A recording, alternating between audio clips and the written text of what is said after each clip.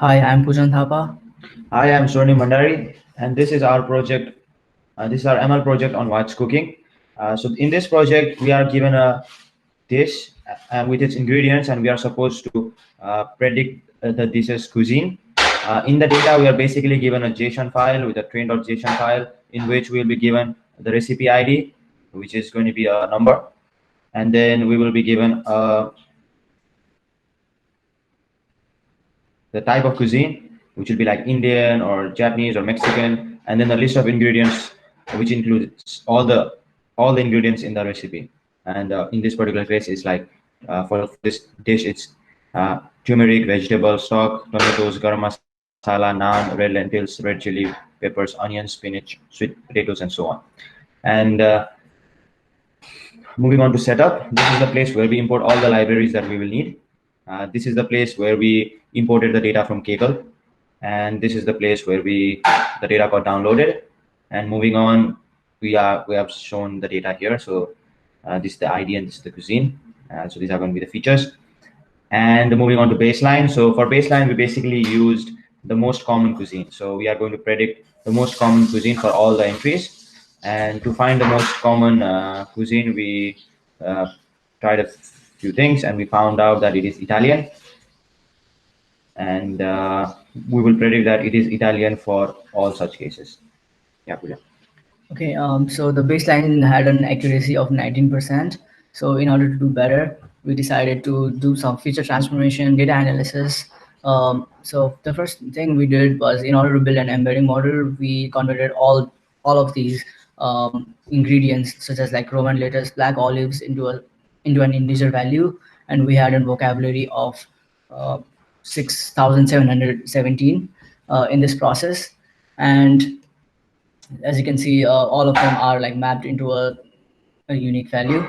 And then now we have in this process, in this step, we are encoding everything from the list of ingredients into a separate integer value.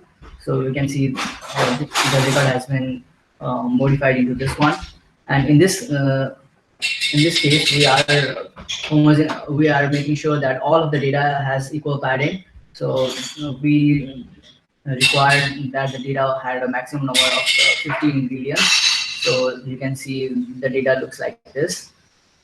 And similarly for the model, as for the label, like the type of cuisine, we did some encoding as well. There were like 20 different classes, or let's say 20 different types of cuisines, and we did a sparse encoding on that. So our data now looks something like this. Uh, these are all integers running from 0 to 19. Um, and in order to visualize the data, we have first some kind of plot in order to know the loss, epoch, all the validation loss and everything. And similarly, we also have the confusion matrix in order to plot uh, in order to show the relationship between the different classes of data. Now, coming to the meat of the problem, we build an embedding model, and as you can see, this model uses features such as vocabulary size, sequence length, and embedding dimension. So these are the default parameters, but the actual arguments that we pass to these functions are different. And we experimented a lot with all of these features. And the one that we have currently has 5 layers. And as you can see, the first layer is a ReLU activation function with 512. The second one is it is also a ReLU activation, and there are like these layers. And at last, we are predicting, as it is a multi-class situation, we have like 20 units. So the output is 20. And for the loss function, we have sparse categorical cross entropy, used for um, which is used for predicting sparse models. And in this step, we are training the model. So we have, as I said earlier, we experimented a lot with all these values, and in order to achieve the best results, so we altered the sequence length, emitting dimensions from 2 to 64, and similarly, in order to fit the model as well, we tried many different types, like altering the batch size, changing the validation split as well, and the current model that we have is, as you can see, this is we printed out all of it, and here, so you can see the validation and the validation loss and the training loss both are decreasing, and up to the up to the 15th epoch, like both of them are decreasing. However, it goes up a little bit on in the 16th epoch, but then it comes down again. So we can make sure that we are not overfitting. But in the 19th epoch, it again goes up.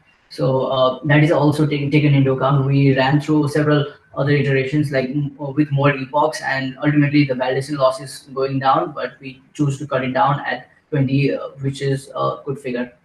And as you can see, the this is the accuracy for the training data, and this one is the accuracy for the validation. This is the validation accuracy, and this one is the accuracy of the training data. Now moving on, here is a quick summary of the model. So we have like 5 layers, and all of them have different outputting state. There is also embedding layer is also mentioned here. It has, as I said, it has 32 dimensions, and there are different layers with different different number of nodes, and we also used a global average pooling 1D method. Now, so we check it. Now that we have built the model, we check the predictions with the validation data. So this is 10% of the data that we had as part of the train conversation, and we are so this is what our model actually spits out. So these are the predictions for all the 20 different classes. Let's say the first one is Brazilian, then this one is British. So it is predicting the possibility for each of these classes, and ultimately we're predicting 6 because it has the largest value among all of these elements, and we put that value inside Y prediction, and Y true is the value that we originally encoded. Now moving on, we built a confusion matrix, and it looks something like this. Okay, so as you can see, this diagonal line has most of these, like it has the most values. So like some of them are darker, and Italian being the most common one has the darkest spot with 695 elements. And as you can, and now Swarnim will continue the error analysis part. Okay, so we are using the this graph, the confusion matrix for the validation set for error analysis, and one of the things we found out was that most of the errors occurred between a few combination of cuisines, especially if it happened to be from a particular region of the world. For example, there are a lot of European cuisines like Italian, Spanish, French, and so on. So you can go to Italian and you can see like for Italian, this is going to be error. So 46 with French, for example, and then 34 with Greek, and then there is 18 with Mexican, which is a anomaly in this case. But then you also have it with like Southern US and like Spanish, and then you can go and see for other dishes like French, and then you'll still see like for Italian there is 44 errors and so on. And then the other unique error that we found was that only a third of the British dish is classified as British, which means that 2/3 of the dish are not classified as British, and all those 2/3 are classified as either Irish or Southern US, which is also pretty unique. So you can go to like British, and then for British you can see like most of the errors are here, 2 or 3.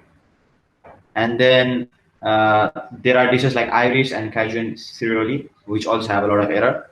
So Irish, this is going to be Irish, but it still has, you can see a lot of error. And the same can be seen for Cajun Ciroli also, with 37 errors with Southern US. And then there are a few dishes like Mexican and Indian, which have very less error. And we believe that it might be because they have more unique ingredients. So you can go and see like Indian over here with 259 correct cases, but then the number of errors are very less compared to the number 259. And the same can be said for Mexican, which has like 589 dishes correctly predicted, and the errors are like not that much. There are a few errors with 19 with Southern US and so on, but it's very less compared to other cases. And Poojan will continue with the rest. Okay, now moving on, we we did the same modifications to the features of the to the test data, and then we got it inside in a CSV file. When we uploaded this to Kaggle, we got an accuracy of 72.92%. And thank you for listening. Here is a quick summary of our project. So feel free to ask any question. Thank you.